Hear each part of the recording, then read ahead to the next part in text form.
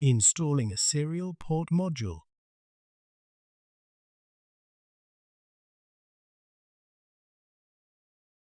If a serial port filler is installed, remove it.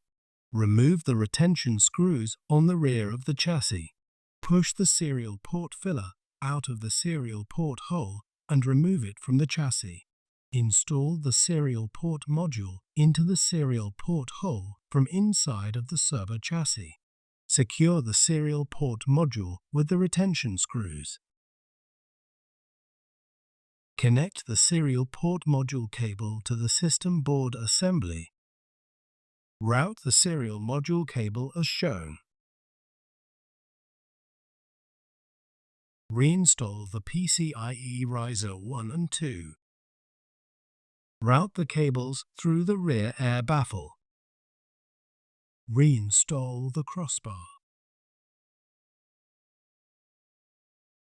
If necessary, reinstall the front air baffle. Reinstall the rear top cover.